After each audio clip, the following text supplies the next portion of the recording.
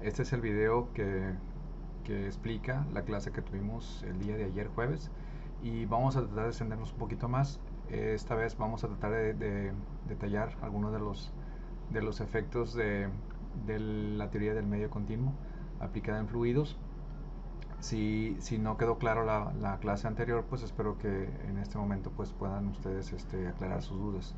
Y si no, si hay dudas todavía, pues manden un WhatsApp, ¿no? Está la página de la clase en Google Classroom y está mi WhatsApp al grupo donde pueden ustedes mandar sus preguntas si tienen alguna duda.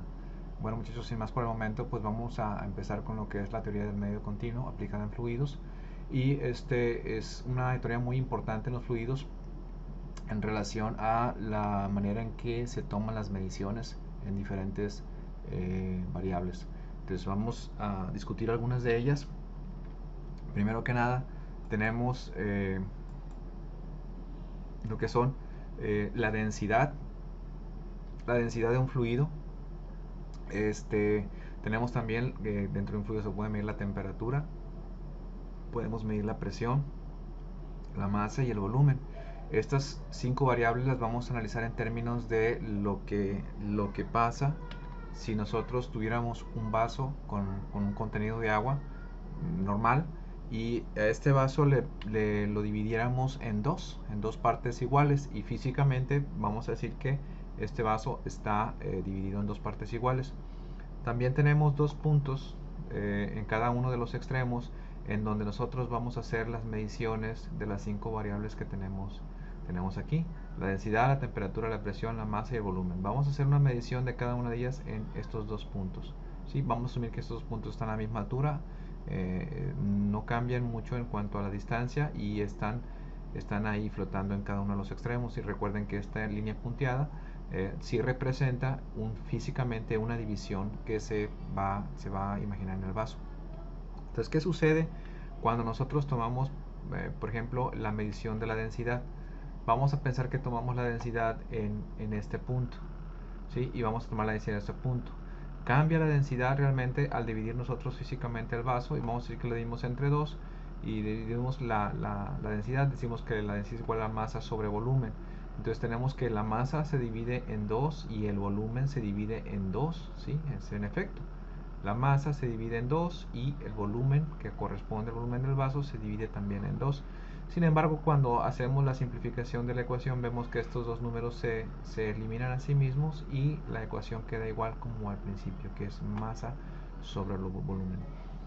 Esta es una variación esta es una medición que en realidad pues no cambia, ¿sí? No varía en ninguno de los dos puntos. Entonces vamos a poner que esta medición pues no varía ni en el punto de un extremo ni en el del otro. Entonces, cuando no varían estas mediciones, a nosotros modificar este contenido el tamaño del vaso, vamos a decirle que es una propiedad intensiva. Es una propiedad intensiva. Entonces, al no cambiar esa medición en estos dos extremos, vamos a decir que es una propiedad intensiva. De nuevo, tenemos la temperatura. Vamos a asumir que nosotros tenemos un termómetro en nuestras manos y tomamos también la temperatura de este punto y tomamos la temperatura también en este punto y observamos si hay alguna diferencia, simple y sencillamente porque hayamos dividido el vaso en dos. Aquí pues la verdad es que no hay una diferencia en temperatura, no hay variación en la medición de este líquido, y también tenemos aquí una otra propiedad intensiva representada aquí por la temperatura. Siguiendo con la siguiente variable, que es la presión, vamos a ver si la presión, asumiendo que estos puntos están a la misma altura, y aquí la función que afecta mucho al cambio de la presión sería la altura que tenemos en relación a la superficie del fluido. Y en este caso, pues al medir nosotros la presión en estos dos puntos, como no están ni más arriba ni más abajo uno que el otro, la presión en estos dos puntos tampoco varía. No varía, por lo tanto también la presión sería una propiedad intensiva, ¿sí? Vamos a ver qué sucede con la masa. Vemos que la masa, en realidad nosotros al dividir físicamente este vaso, sí estamos cambiando la cantidad de la masa. Lo estamos dividiendo en dos. Sí varía esta propiedad, y por lo tanto el hecho de que varíe esta propiedad se le dice una propiedad extensiva, ¿sí? Extensiva. Casualmente esa es una propiedad que tiene, es muy influenciada por el tiempo, y al nosotros tener una modificación de la masa en el tiempo, vamos a ver una variable que se llama flujo másico, que es la cantidad de masa que se puede mover en el tiempo, ¿sí? Ahora, viendo la siguiente variable, que es el volumen, posiblemente algunos de ustedes ya se estén dando cuenta que sí, el volumen, al nosotros dividir el vaso, lo vamos a cambiar, vamos a variar el volumen. En este caso, como lo dividimos en dos, lo dividimos entre dos, y esta propiedad cambia, sí cambia el volumen cambia a la mitad. Por lo tanto, como varía en estos dos puntos, al nosotros tomar la medición, decimos que es otra propiedad extensiva. Y tenemos también que el volumen puede estar modificado por el tiempo, y si ese es el caso, podemos decir que el volumen es un flujo volumétrico. Nos falta una O, que se representa con la letra Q, ¿sí? Que es el gasto que se puede reflejar en cualquier lugar cuando tenemos el movimiento de un volumen en un recipiente, ¿no? Bueno, aquí tenemos ya el resumen de lo que viene siendo cada una de las variables.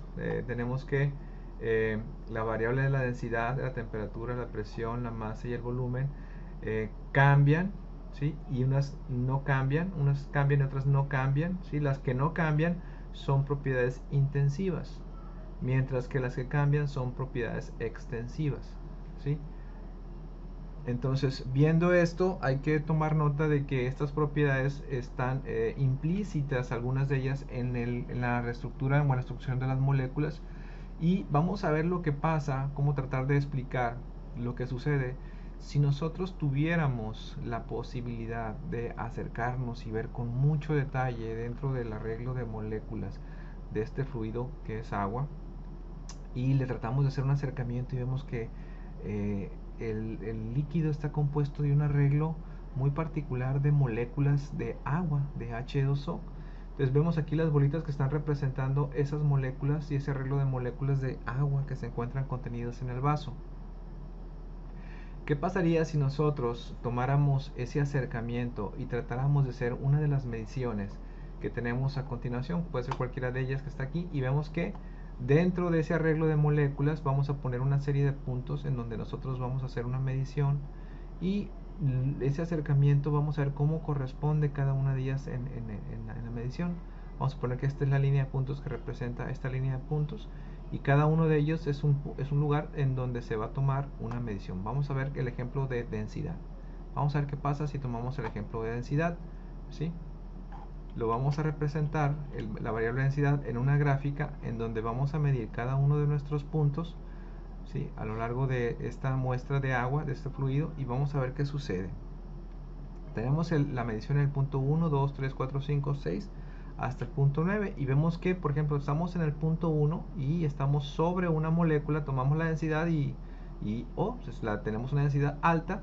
Vemos al siguiente punto, un 2, y vemos que tenemos también una densidad alta. Llegamos al punto 3 y nos aproximamos más en la posición del punto 3 a un lugar donde tenemos vacío, donde no hay moléculas. Entonces la densidad, pum, baja, ¿sí? Vemos el punto 4 que pues sí, también parece que está fuera de caer en el espacio vacío de las moléculas, y otra vez baja, ¿sí? Otra vez baja la lectura. Nos vamos al punto 5 y vemos que este punto está correspondiendo más con la posición de una de las moléculas, y tomamos la medición y boom, se va para arriba de nuevo, ¿sí? Volvemos a tomar la medición en el punto número 6, vemos que está sobrelapado sobre algunas moléculas, bueno, bien sobre el medio de 2, casi no hay espacio, hay un espacio vacío. Y pues vemos que el punto 6 se refleja como una densidad baja. Vamos al punto 7, vemos que no está exactamente sobre unas moléculas, está como que en el término medio, y nos da también otra vez un punto bajo. Vemos que el 8 está cerca de una zona muy vacía, ¿sí? Y también nos da un bajo, al igual que el 9, ¿no? Entonces vemos que aquí tomamos una lectura a una escala molecular, y vemos que la densidad puede darnos diferentes valores dependiendo de cuál es la posición en donde estemos tomando esa medición, ¿sí? Entonces reflejamos aquí un comportamiento errático en donde la densidad no parece reflejar, ¿sí?, el mismo valor en todos los lugares donde tomamos la medida. Vemos que al nosotros ver un acercamiento a esa zona, vemos que hay zonas blancas en donde realmente no existe nada, ¿no? Y es el espacio que se encuentra no ocupado por ninguna de las moléculas. Mientras que en las zonas azules pues se ve que está representada la posición de la molécula de agua, ¿sí? Este se toma con que son áreas que están completamente vacías, que están sin moléculas. Y al nosotros ver, bueno, vemos que ese espacio vacío no se encuentra ocupado por ninguna molécula. Siguiendo con la explicación de los medios continuos, vemos que hay diferentes escalas bajo las cuales se pueden tomar las mediciones de las 5 variables que mencionamos. En este caso vamos a representar el cono, en donde se alcanza a ver un acercamiento muy detallado de cómo están arregladas las moléculas dentro de este líquido, y a una escala real en la cual podemos estar observando el vaso que contiene el líquido de una manera muy homogénea. No alcanzamos a ver ya la separación de las moléculas, y a otra escala un poquito más alejada, donde podemos a lo mejor no nomás el vaso, sino vemos la mesa y el espacio alrededor del vaso, que sería una escala más grande. Entonces, digamos que estas escalas, al nosotros poder ver que podemos tomar la medición desde un punto en donde está muy detallado el material del agua, la composición del agua, hasta donde está un poquito más alejado de lo que es la composición del agua, vamos a ver qué es lo que sucede al nosotros tomar estas mediciones en diferentes escalas. Y vemos aquí esta gráfica que nos representa lo que es la densidad. Vamos a tomar otra vez de ejemplo la densidad en relación a estas variaciones que podemos encontrar en cuanto a la escala. Aquí la E va a representar el valor de la escala. Entonces, ¿qué vamos a observar si nosotros tomamos las diferentes mediciones dentro de este fluido? Vemos que al principio hay una diferencia en las valoraciones de la densidad que va cambiando muy radicalmente, ¿sí? Y no nos dan valores así como que muy constantes. Llega un punto en el cual ya a partir de una escala mayor vemos que las lecturas de ese líquido se van haciendo más consistentes unas con las otras, va cambiando un poquito, pero sí se va haciendo más consistente a medida que cambia la escala. Y llega un punto en el cual podemos observar que la escala va a tomar dos rumbos, uno ya sea que se va a ir hacia arriba en el valor de densidad, o que ese mismo valor de densidad se va a ir hacia abajo, ¿sí? Vamos a ver qué es lo que sucede en esta situación. Ya vimos que la medición de la densidad puede darnos diferentes lecturas a una escala molecular. Y vemos aquí la división de esta gráfica, en la que podemos nosotros distinguir entre una escala micromolecular, en donde vamos a tomar esas lecturas a un nivel molecular muy pequeño, y vamos a ver una escala real. La escala real, la cual es el punto en el cual nosotros podemos hacer observaciones con nuestra vista de manera normal. Igual una escala mayor, una escala un poquito más grande, que también se considera real, pero podemos ver también con nuestra vista estas observaciones al alejarnos, por ejemplo, del vaso, ¿sí? Si nosotros hiciéramos un acercamiento y vemos que la composición del fluido a una escala molecular, vamos a encontrar espacios vacíos. Decíamos que aquí en esos espacios vacíos, a nosotros hacer una medición, pues podemos tener lecturas muy pequeñas, ¿sí? Mientras si le atinamos a lo que es la molécula, pues nos va a dar lecturas de densidad más altas, ¿no? El caso es que nosotros estamos observando que a esa escala molecular hay espacios vacíos donde no se encuentra el fluido, ¿sí? Cuando nosotros estamos tomando mediciones y nos está dando consistentemente una medición eh, regular, nosotros estamos hablando ahorita de lo que sucede cuando nos referimos a la teoría del medio continuo. La teoría del medio continuo nos dice que esa consistencia en las lecturas está haciendo una medición de lo que son los promedios, ¿sí? De la superficie de los sistemas de medición que están considerando al nosotros hacer la observación. Entonces podemos observar que a una pequeña escala vamos a tener más variación, mientras que a una escala real, observable con nuestra vista, pues vamos a tener un promedio de lo que es la medición del conjunto de las superficies o los contactos que entren con las moléculas dentro del líquido, ¿sí? Esto es lo que se llama teoría del medio continuo. ¿Por qué? Porque asume que esas mediciones se hacen en un lugar en donde no existen estos espacios que muestran aquí el acercamiento, sino que toma una lectura del promedio de todas las moléculas que entran en contacto con el sensor del cual estamos tratando de obtener una medición.